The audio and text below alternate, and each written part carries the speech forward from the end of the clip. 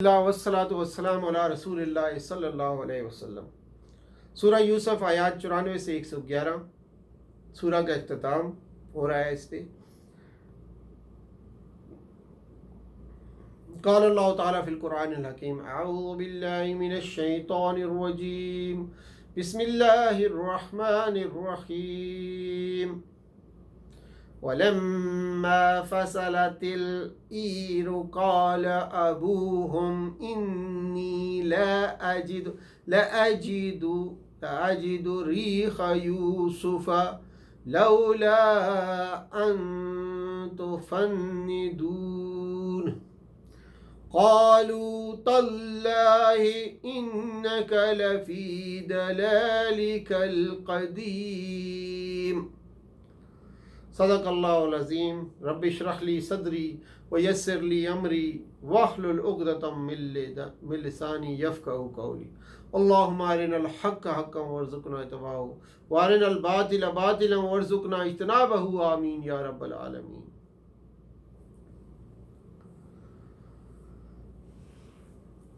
تفندون جو ہے تفندن سے ہے، جس کے معنی ہوتے ہیں جھوٹ، کمزوری اور عاجزی کی طرف منسوب کرنے کے ہیں۔ اس کی اصل فندن ہے۔ رائے کی کمزوری کو کہتے ہیں۔ معنی اس طرح ہوں گے کہ اگر تم مجھے بہکا ہوا نہ سمجھو۔ شیخ سعدی رحمۃ اللہ علیہ نے یہاں اس مقام کی مناسبت سے چند اشعار پڑھے جو بہت مناسب لگ رہے تھے۔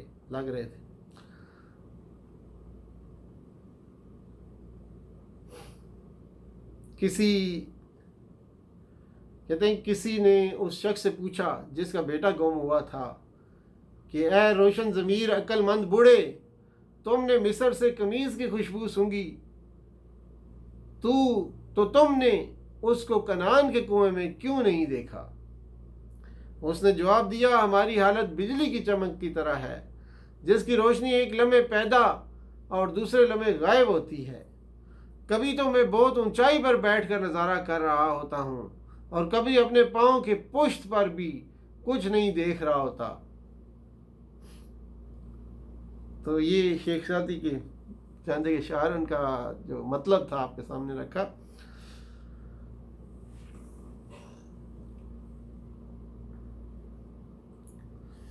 قصہ یوسف علیہ السلام کے 3 مقاصد ہیں۔ عام چیز نوٹ کرنے کی ہے کہ پہلا مقصد نبوت محمد صلی اللہ علیہ وآلہ وسلم کا ثبوت، اور وہ بھی مخالفین کا منہ مانگا ثبوت۔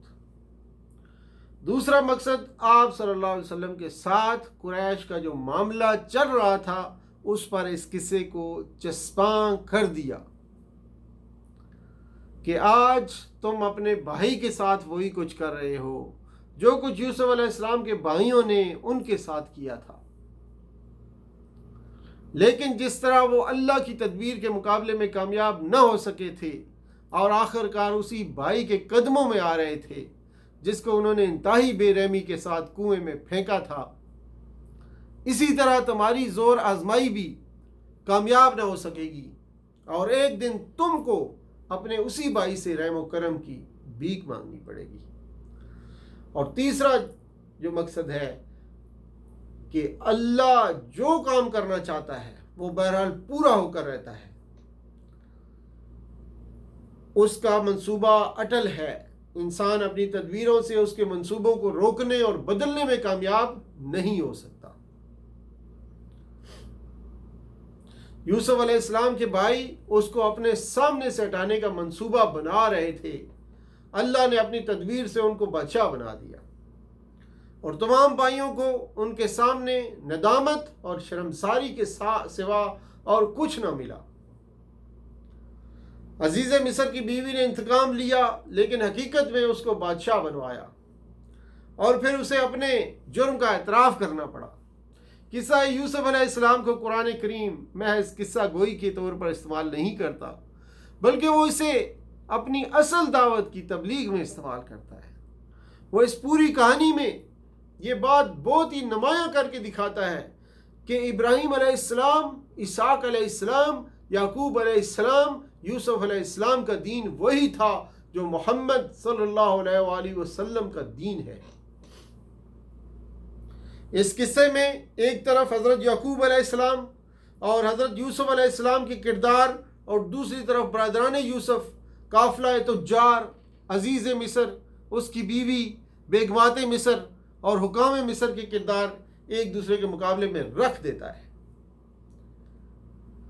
اور سامعین اور ناظرین کے سامنے یہ خاموش سوال رکھ دیا جاتا ہے کہ دیکھو، ایک نمونے کے کردار تو وہ ہیں جو اسلام یعنی اللہ کی بندگی اور حساب آخرت کے یقین سے پیدا ہوتے ہیں، اور دوسرے نمونے کے کردار وہ ہیں جو کفر و جاہلیت اور دنیا پرستی اور اللہ اور آخرت سے بے نیازی کے سانچوں میں ڈال کر تیار ہوتے ہیں۔ اب تم خود اپنے ضمیر سے پوچھو، کون سا نمونہ اور کون سا کردار پسند کرتے ہو؟ آج ہمارے ہاں کون سی تہذیب رائج کی جا رہی ہے، جدیدیت یا قدیم جاہلیت؟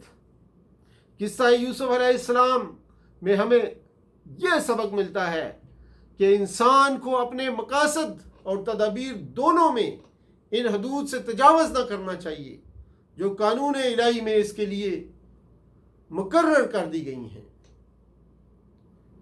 کامیابی اور ناکامی اللہ کے ہاتھ میں ہے، لیکن جو شخص پاک مقصد لیے سیدھی جائز تدبیر کرے گا اور اگر ناکام بھی ہوا تو بہرحال ذلت اور رسوائی سے دوچار نہ ہوگا، لیکن جو شخص پاک مقصد لیے ناجائز تدابیر اختیار کرے گا وہ ناکامی اور رسوائی دونوں سے دوچار ہوگا، اور جو شخص ناپاک مقصد لیے ٹیڑھی تدابیریں کرے گا اور آخرت میں تو یقیناً رسوا ہوگا، مگر دنیا میں بھی اس کے لیے رسوائی مقرر ہے۔ توکل علی اللہ اور تفویض الی اللہ، جس سے حق اور صداقت کے لیے صحیح کرنے والوں کو غیر معمولی تسکین حاصل ہوتی ہے۔ اور پھر اگر ایک مومن مرد حقیقی اسلامی سیرت و کردار رکھتا ہو تو وہ محض اخلاق کے زور سے ملکوں کو فتح کر سکتا ہے۔ تو یہ تھی چند آیات سورہ یوسف کے اختتام پہ جو ہمارے سامنے آئیں، اور ہم نے مقصد اس قصے کا جو اللہ تعالیٰ نے بہترین قصہ قرآن پاک میں بیان کیا ہے آپ کے سامنے رکھا ہے۔ اللہ تعالیٰ سے دعا ہے کہ اللہ تعالیٰ ہمیں اس کے مطابق عمل کرنے کی توفیق عطا فرمائے، جو نیک کردار اس قصے میں موجود ہیں ان کی پیروی کرنے کی توفیق عطا فرمائے۔ وآخر دعوانا ان الحمدللہ رب العالمین، والسلام علیکم ورحمۃ اللہ وبرکاتہ۔